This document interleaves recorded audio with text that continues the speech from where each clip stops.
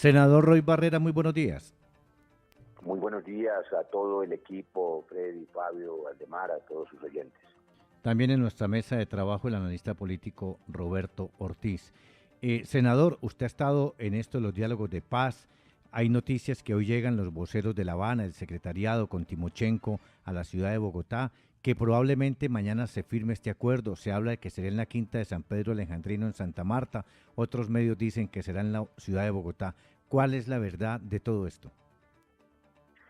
Bueno, la verdad más importante es que después de 52 años de guerra, la guerra con las FARC ha terminado.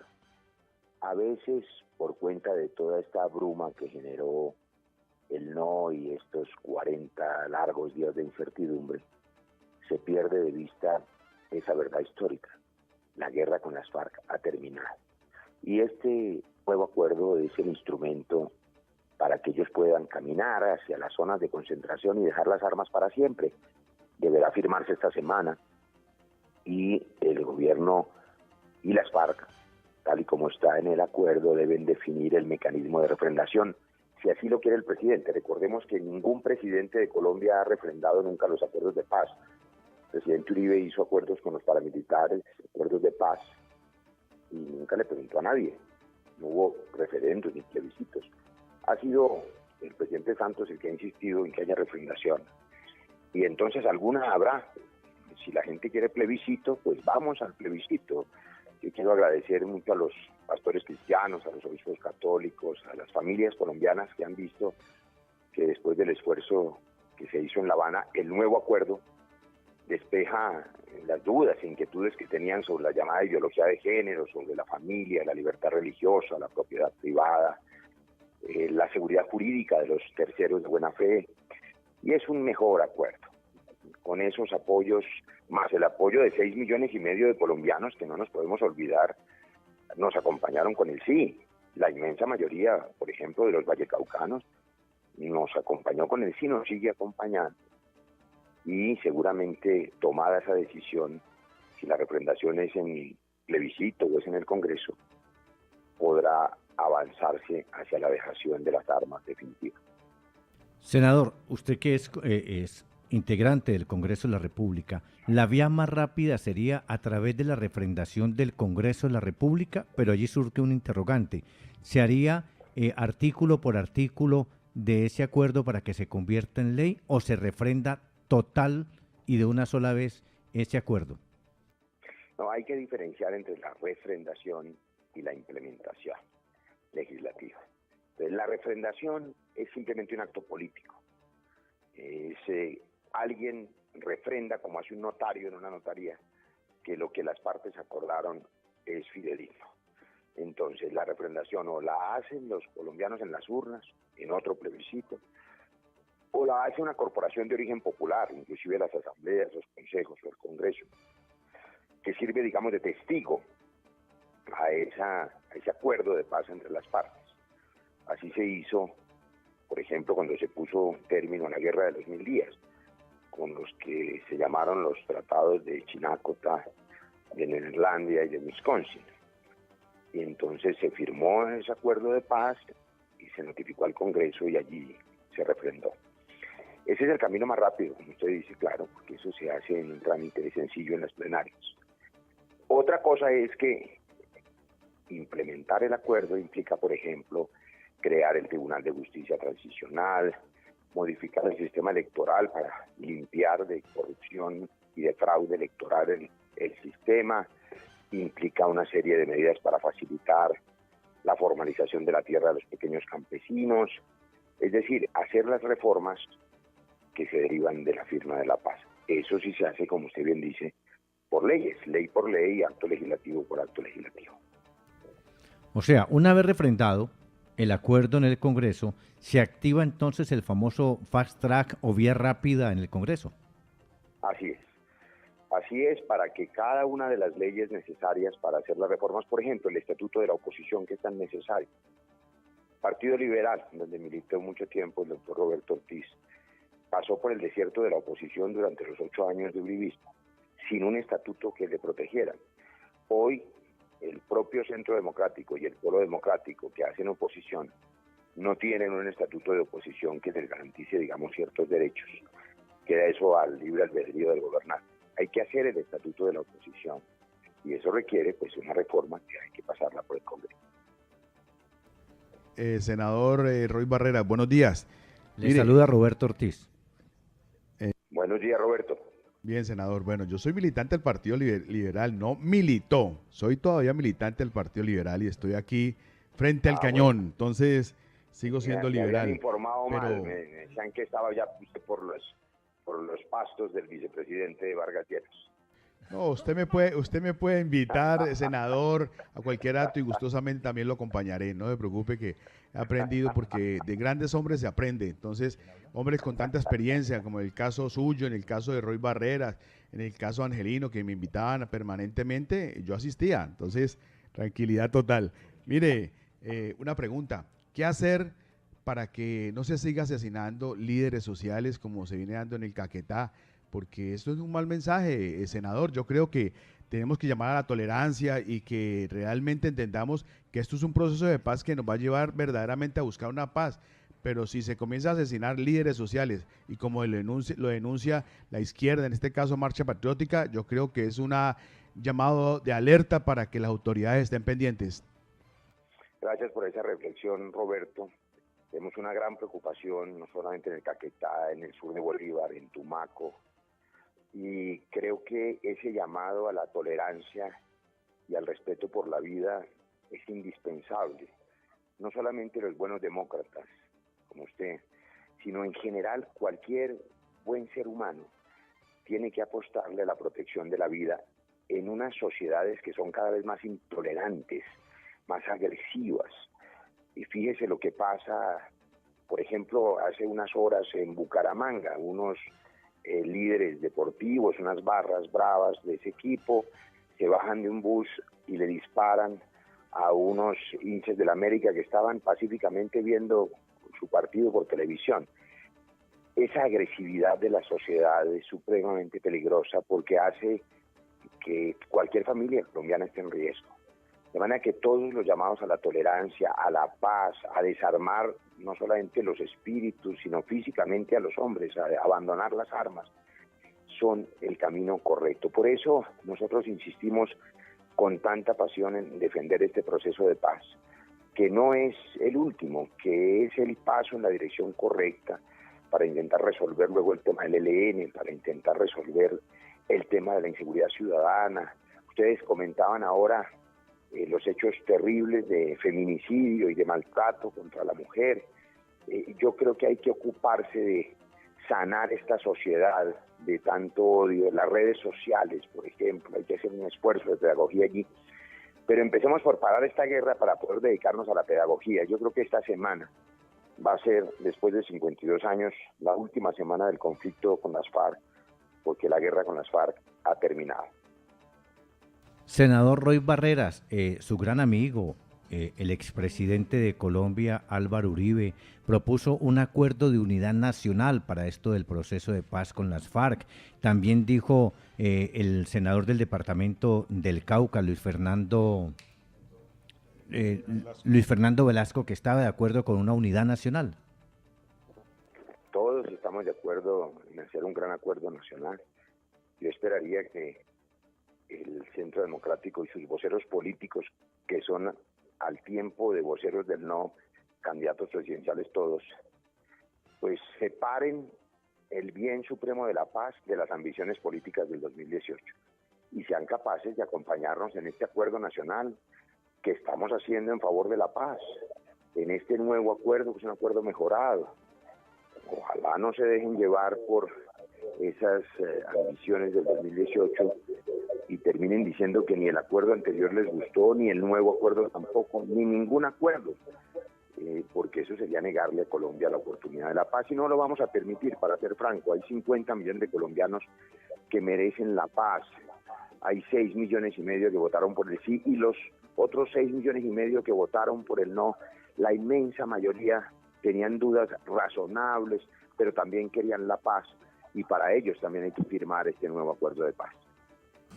Senador Roy Barrera, buenos días, le habla Fabio Larraondo. Déjeme hacerle dos preguntas. La primera, usted que ha estado cerca, ¿cómo nota ahora el talante, el comportamiento, el optimismo, o cómo nota usted ahora al interior de la comisión negociadora de parte de las FARC? Y lo otro, ¿siente usted que Andrés Pastrana se está quedando solo con su que no le gusta el nuevo acuerdo? Bueno, yo pues, tengo mucho respeto por los expresidentes. Yo no creo que el expresidente Pastrana se esté quedando solo ahora, yo creo que se quedó solo hace mucho tiempo. Pero esa voz solitaria sería importante, apoyando la paz.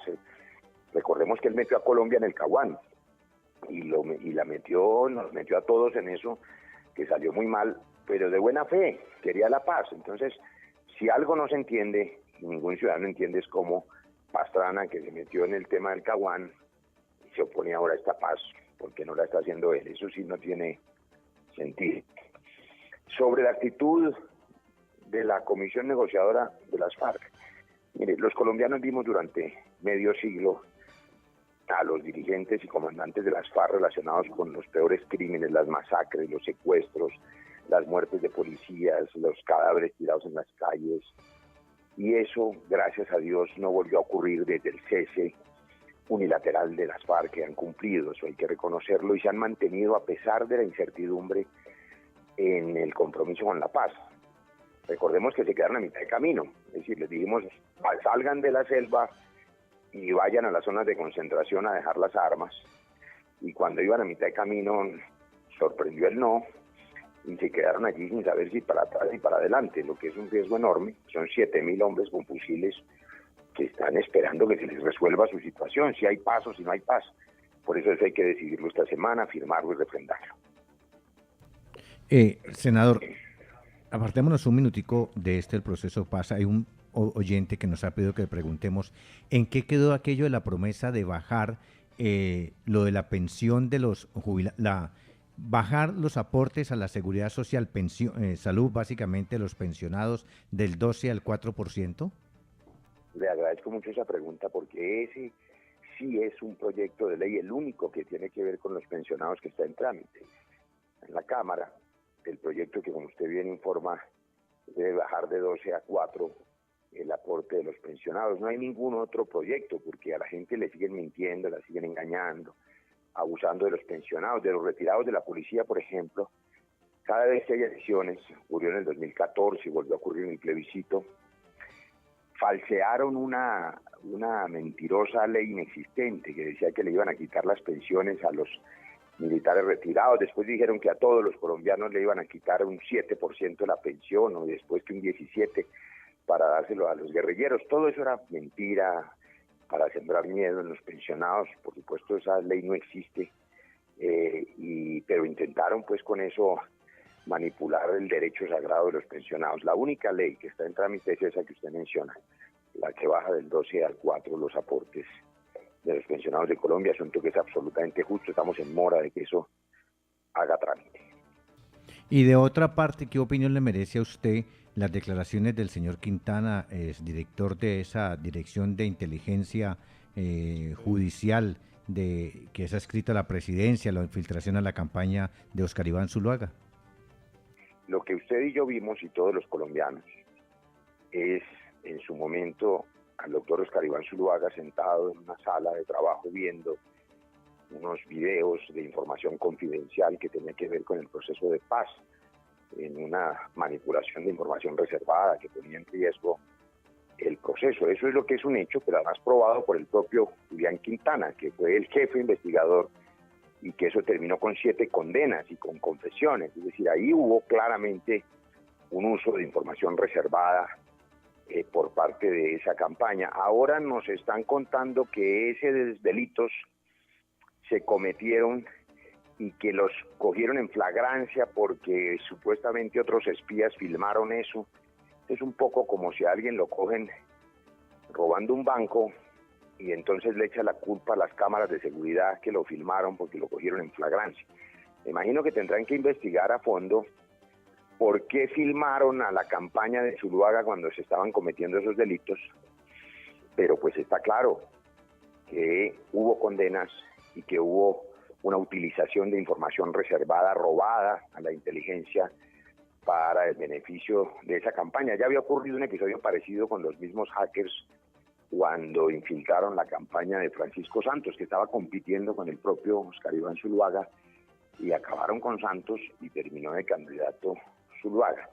Pero bueno, las autoridades, hay una nueva fiscalía, nuevo fiscal, tendrán que ir a fondo en esas investigaciones. Senador, cordial saludo, Freddy León le habla. Usted dice que sí, que desligar todo esto, volviendo al tema pues de la paz y desligarlo todo esto de la campaña del 2018, pero eso va a ser duro, va a ser difícil. Y también, por ejemplo, uno ve la presencia ahora de otros protagonistas, las diferentes iglesias cristianas, la misma católica, pero que a propósito no pagan impuestos y bueno, no quiere decir que quien participe políticamente tenga que pagar impuestos o no sé, es un punto, o sea, pero ¿cómo lograr? Ahora viene el fin de año, aquí en el Valle de América, el Cali pendiente, viene esa pausa de fin de año, el premio Nobel. ¿Cómo hacer para retomar el año de 2017 con esa independencia? Como que centrémonos en lo de la paz y desliguémoslo de la campaña. Es un difícil reto, senador. Sí, es difícil, pero fíjese que en otros países se ha logrado. Por ejemplo, en España se hizo el pacto de la Moncloa para separar unos temas que son importantes para toda la sociedad de la campaña puramente electoral. La paz debe ser un propósito nacional.